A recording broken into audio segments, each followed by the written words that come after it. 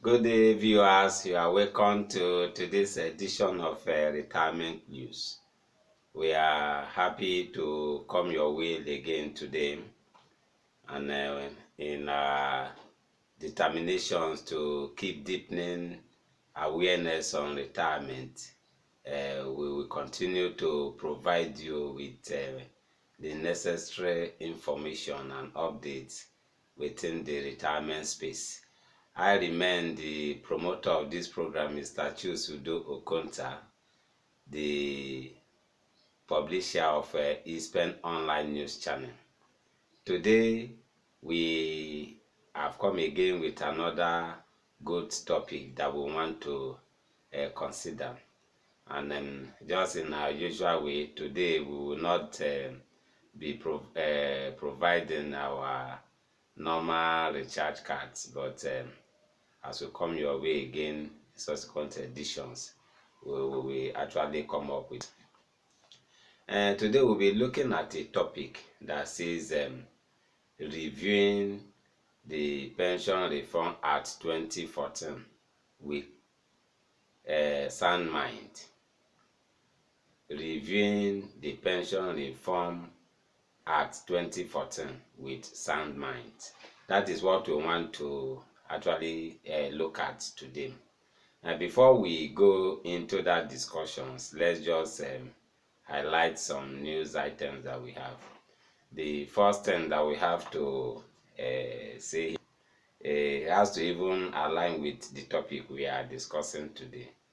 By tomorrow, Tuesday, February 22nd, the National Assembly and stakeholders in the pension industry or retirement sector will be having a public hearing on the review of the Pension Reform Act 2014. The public hearing will hold at the National Assembly Complex in Abuja by tomorrow. I think the people that are to attend that meeting have been invited. Let we just keep our ears open to hear the result of that public hearing. That is a good one.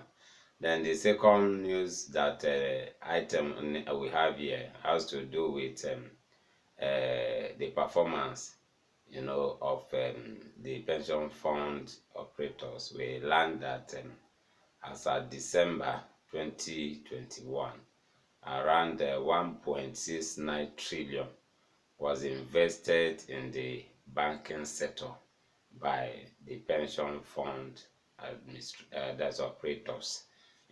They have different channels, so that they invest into. They invest in federal government securities.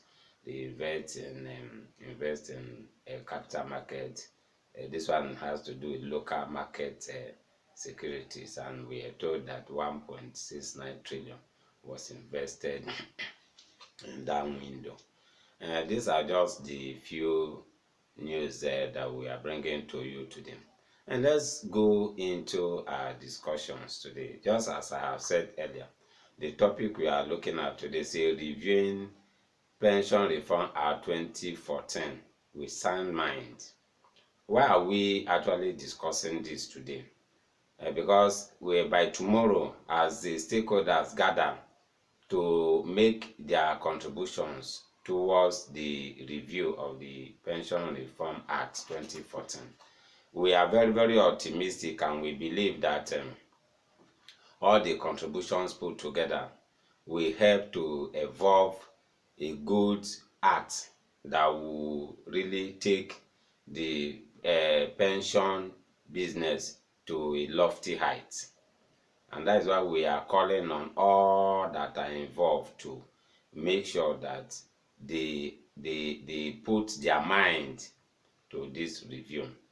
And because the last review, just as we know, the first act that was implemented came in the year 2004, and in 2014 it was reviewed. That is after 10 years, and that was just the law.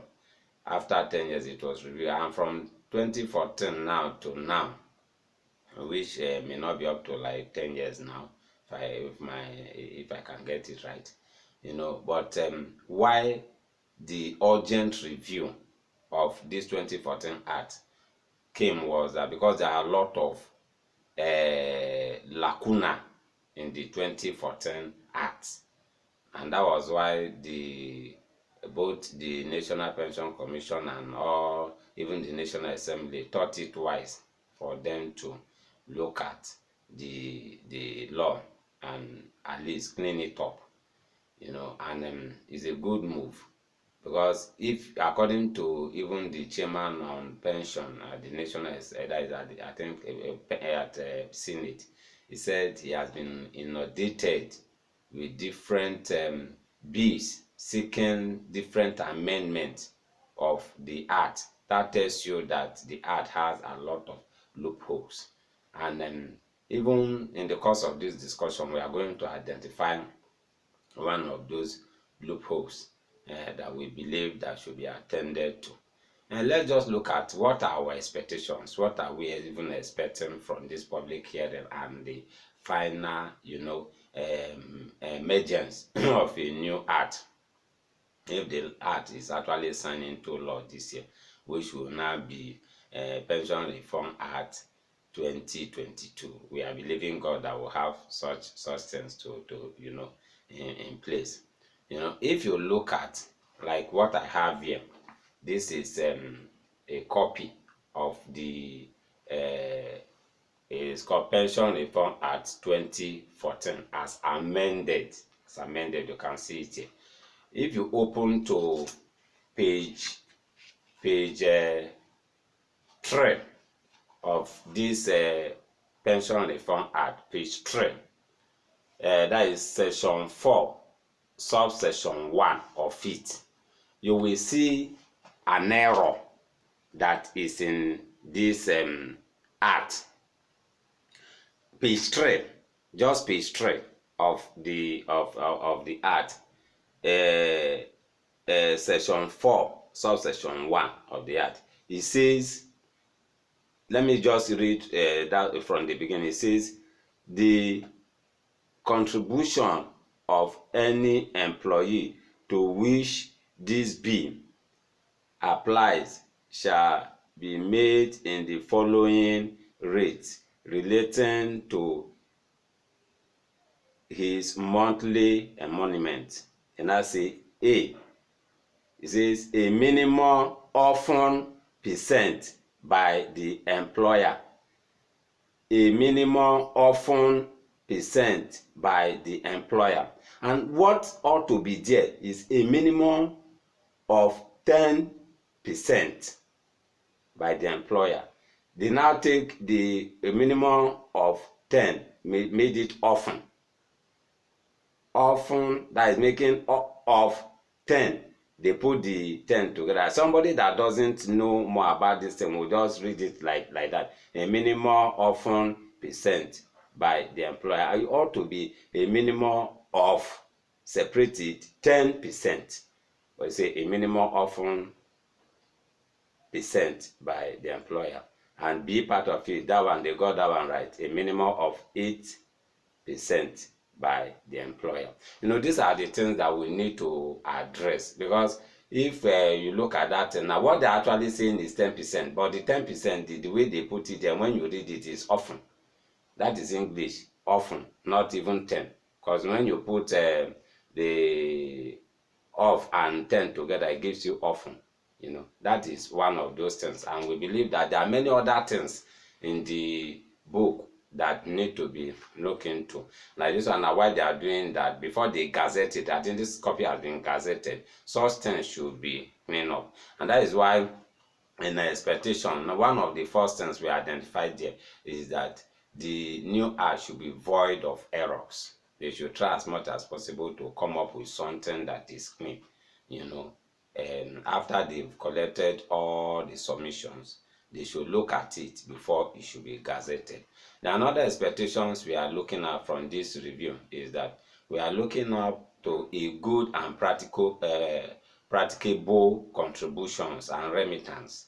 Presently, the minimum of 10% and 8% that is coming from the employer and employee, looking at the rate of how things are in the economy, we don't think that is actually adequate. I think they should look at it, and that should be moved upward. We have already in our past program, called for, even if it is 30%, we can make it 20% from the employer, 10% from the employee. At least that will really help, increase the contributions of the employee. Then we are still looking at our expectations. We are still looking at that this area of job loss, the benefit 25% that is given to people that maybe lose their job, that should be looked into too, because some people have were agitated that if somebody has lost his job and he feels that he doesn't want to work for any other person, what he should collect from his retirement savings account, he can use it to set up his own personal business. That 25% may not be adequate. At least we are not putting any figure, but a reasonable amount should be there, so that if I'm out of my job, I lost my job, I resign from my organization, I can just go to my PFE, collect something that I can use to establish my own business, because we know that the economy needs more jobs. We need to create more jobs, and at least somebody has worked worked and saved some amount of money that he or she can use to establish his own business outfit. Is a good thing. That is why we are calling that 25% should be looked into. It's one of the things we look up to. The area of lump sum, that has been an issue of controversy. The area of lump sum should still be looked into. When people retire, what they collect, I think they are being beat. Some people are even asking for 70%, some are asking for 50%, but I think something reasonable should be put into the new law.